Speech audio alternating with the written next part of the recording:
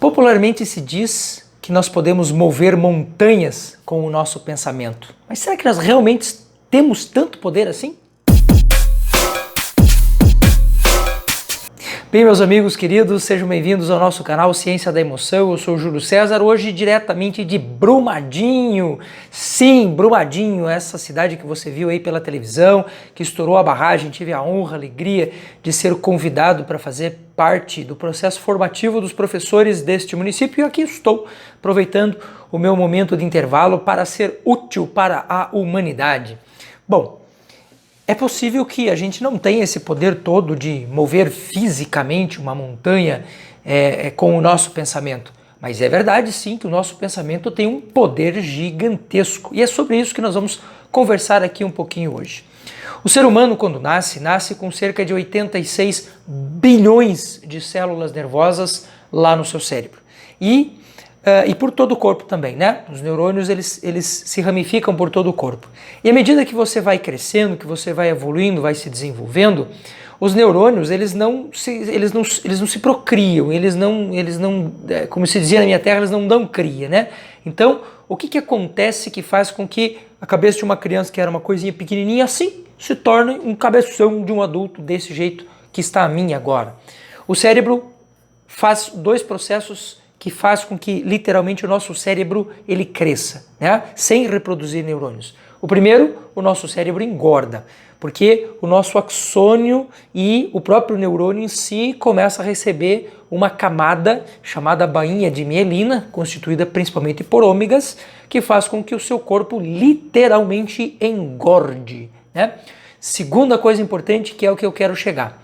O nosso cérebro, ele também, os nossos neurônios, eles vão se ramificando e essas conexões nervosas, essas ligações nervosas, elas se multiplicam, né? Então um mesmo neurônio pode ter 10, 12, 20 mil conexões. Então à medida que você vai tendo mais conexões, literalmente você vai tendo mais elementos físicos constituintes do seu cérebro. Então ele aumenta literalmente de tamanho, né?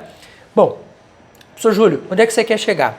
É importante você entender que para você formar essas redes neurais, você precisa repetir um comportamento, repetir um pensamento muitas vezes, e a partir do momento que o cérebro reconhece aquilo como um processo repetitivo, automaticamente você cria uma espécie de atalhos entre as suas sinapses, que são essas conexões nervosas. Por que é importante a gente saber disso? Porque dependendo da criação das pessoas, dependendo da experiência que as pessoas tiveram nas suas vidas, elas criam estruturas que depois são muito difíceis da gente simplesmente anular. Então você imagine, por exemplo, que você convive com uma pessoa que tenha pensamentos negativos, sabe aquela pessoa pegajosa, que o tempo todo está reclamando, que tudo está ruim, aquela coisa toda. E às vezes a gente faz um esforço gigantesco no sentido de convencer aquela pessoa de que aquilo que ela está fazendo não é bom para ela. Só que qual que é o nosso erro nesse sentido? A gente faz isso uma única vez. Ou então você tenta fazer isso uma segunda, talvez uma terceira vez e aí fala, pá, desisti desse cara e tal. Não é assim que funciona no cérebro. Não é assim que você vai conseguir converter a outra pessoa. Por que não? Porque para formar essas ligações nervosas já leva um tempo gigantesco. Você tem que repetir isso várias e várias e várias vezes, né, em torno de 14 a 20 vezes em dias diferentes, só para você formar essas conexões. Se você for pensar o tempo de estabilização disso, nós estamos falando de 90 dias, 120 dias. Então você imagine que esta pessoa está do jeito que está, às vezes há anos. Então não adianta você simplesmente tentar convencê-lo do contrário.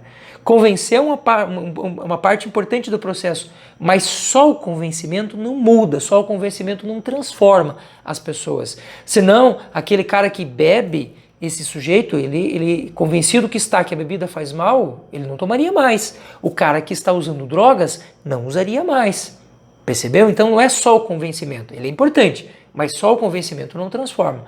O que é necessário a gente fazer? Criar novas redes neurais. Então, imagine que você está trabalhando para criar novas redes neurais e você tem aqui uma rede neural que já é velha, que já está instalada, que faz mal para aquela pessoa. Quando é que este jogo vai começar a dar certo? Quando aquilo que você está fazendo né, já está mais forte do que aquilo que já estava instalado. Então, você automaticamente vai deixando aquelas velhas redes neurais sem uso. E essas daqui passam a ser as redes prioritárias.